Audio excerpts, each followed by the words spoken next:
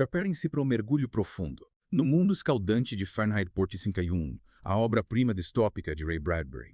Imagine um futuro onde os livros são proibidos e os bombeiros, em vez de apagar incêndios, os iniciam. Perturbador, não é? Hoje vamos explorar trechos do próprio Romance e um ensaio instigante sobre ele. Legal. Para entender esse mundo onde ler rebeldia e o conhecimento é perigoso, preparem-se para se surpreender com a relevância dessa história do passado para os dias de hoje. Sim, sim. O fascinante Fahrenheit 451 é como Bradbury parte de uma premissa simples, porém aterrorizante. E a transforma em uma complexa tapeçaria de crítica social. Ele não apenas apresenta uma distopia, ele nos força a confrontar as consequências potenciais de nossas próprias escolhas. Exato. A história gira em torno de Guy Montag, nosso protagonista, um bombeiro. É estranho imaginar um bombeiro que ateia fogo, não é? É. Mas, após testemunhar uma mulher escolhendo morrer com seus livros, toda a visão de mundo dele começa a desmoronar. O que você acha que Bradbury busca provocar com essa cena de abertura tão impactante? Hum. Essa cena funciona como um gatilho para a transformação de Montag. É como se a chama da dúvida fosse acesa nele, questionando tudo que ele sempre aceitou, com verdade. A partir daí, ele embarca em uma jornada de descobertas, impulsionada principalmente pelo encontro com Clarice McClellan. Clarice é como um sopro de ar fresco nesse mundo. Ela ama a natureza, a conversa, questionar um porquê. Coisas consideradas inúteis em uma sociedade obcecada pela tecnologia. Ela planta a semente da dúvida na mente de Montag. Mas será que ela representa apenas a inocência, em contraste com a distopia?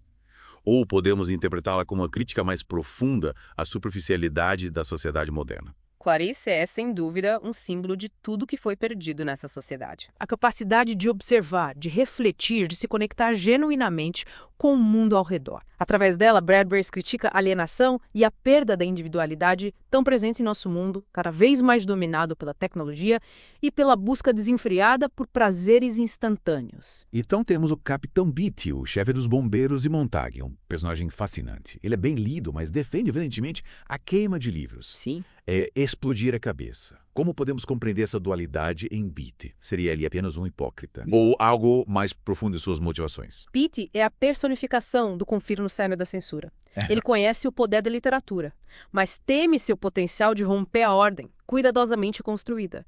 Em suas justificativas para a queima de livros, vemos um reflexo do discurso autoritário que busca controlar a narrativa e moldar o pensamento das massas. Beatty usa frases assustadoras para justificar a censura, como pessoas negras não gostam de Little Black Sabbath, queimem. Pessoas brancas não se sentem bem com uma cabana do Pai Tomás, queimem. Essa fala é arrepiante e destaca o perigo de tentar sanitizar a história e a cultura para evitar o desconforto. O argumento de Beatty é que os livros levam à infelicidade e à instabilidade social. Isso nos faz questionar se a ignorância realmente é uma bênção. Em Fahrenheit 451, a sociedade busca a gratificação instantânea e substitui o pensamento crítico por entretenimento vazio, abraçando a conformidade e rejeitando qualquer coisa desconhecida. Essa crítica à superficialidade da sociedade moderna soa assustadoramente familiar, não acha? Sem dúvida. Bradbury, com uma precisão impressionante, antecipou muitos dos desafios que enfrentamos hoje, como a proliferação de informações superficiais, a perda da capacidade de concentração e a crescente polarização social. Sim. O mundo de Fahrenheit 451 é um alerta sobre os perigos da passividade e da busca incessante por distração. É como se estivéssemos caminhando a passos largos para a sociedade retratada no livro sem nem mesmo percebermos. É justamente essa a intenção de Bradbury. É. Nos fazer despertar para os perigos que nos cercam, para que possamos resistir à tentação da acomodação e lutar por um futuro onde o conhecimento e o pensamento crítico sejam valorizados. E o que dizer de Montag? Vemos ele começar a se rebelar, escondendo livros em sua casa e tentando decifrar seu significado. Mas ele ainda está muito preso à sua antiga vida.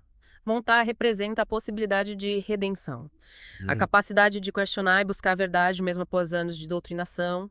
Sua jornada é o chamado à ação, um lembrete de que nunca é tarde para romper com as correntes do conformismo e abraçar o poder transformador do conhecimento.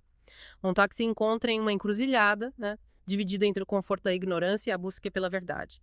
E é nesse momento crucial que ele se volta para Faber, o antigo professor de inglês que conheceu no parque em busca de orientação. Faber se torna uma espécie de mentor para Montag, um guia em um mundo onde pensar diferente é considerado crime.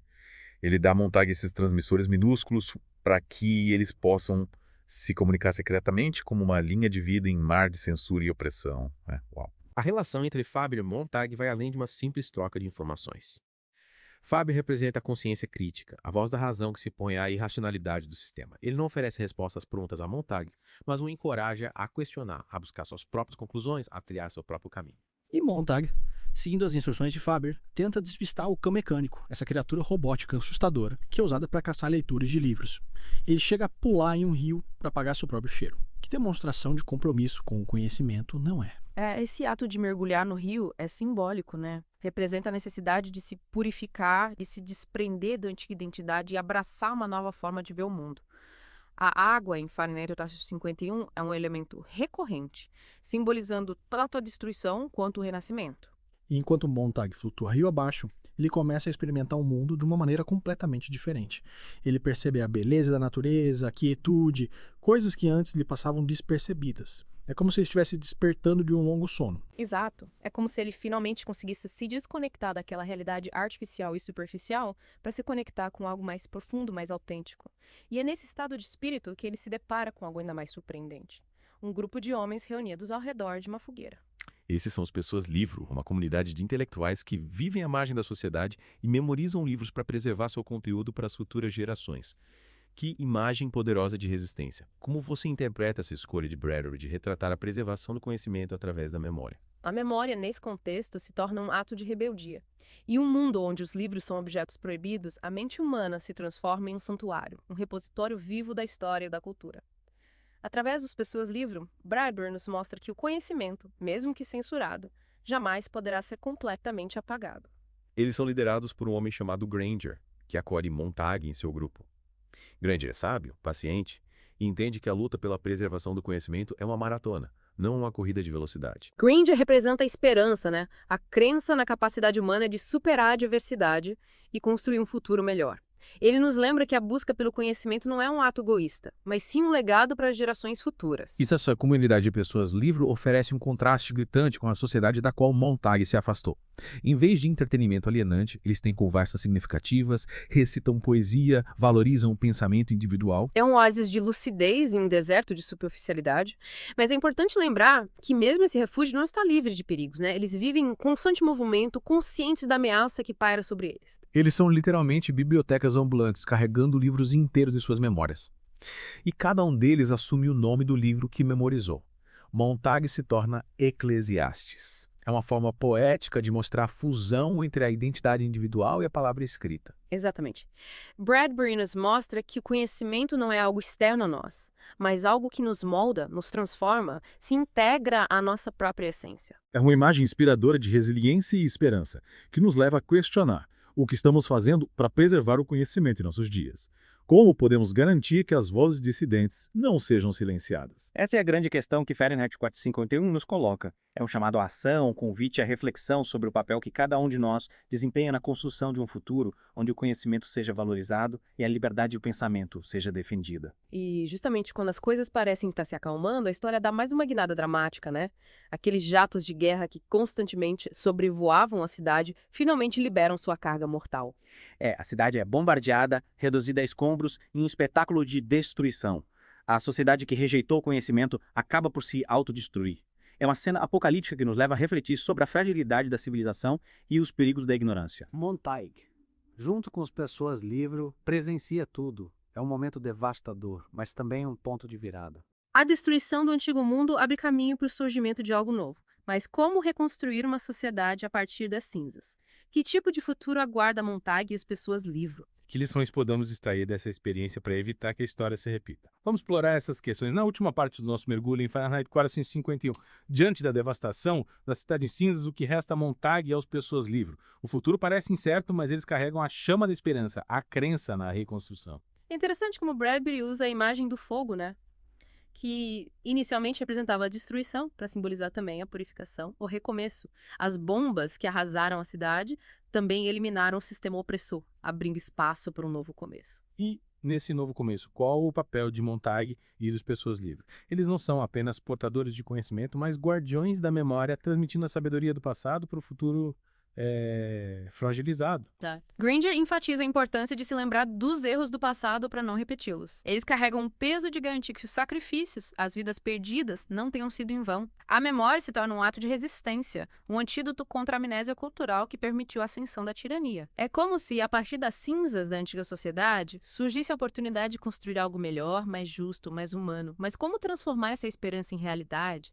Como reconstruir uma sociedade que perdeu a capacidade de pensar criticamente e que se afogou na busca incessante por prazeres vazios? O desafio é imenso, mas não impossível. Os Pessoas Livros representam a semente da mudança, a promessa de um futuro onde o conhecimento e a reflexão crítica voltem a ocupar o lugar de destaque. E a jornada de Montag, sua transformação de um bombeiro que queimava livros para um guardião da memória, nos inspira a acreditar que a mudança individual pode sim impulsionar a transformação social. E essa transformação social, como você mencionou, começa com a reconstrução. Os Pessoas Livros falam sobre construir uma fábrica que produzisse apenas espelhos para que as pessoas finalmente pudessem se enxergar e enxergar o mundo ao seu redor. Que imagem poderosa, né? Com certeza. Os espelhos simbolizam a necessidade de autorreflexão, de um olhar crítico e honesto sobre nós mesmos e sobre a sociedade que construímos. Somente a partir desse processo de autoconhecimento, podemos trilhar um caminho mais consciente, mais responsável, mais humano. Mas essa jornada não vai ser fácil. Eles enfrentam um mundo que se esqueceu de como pensar, que se acostumou à superficialidade e à passividade.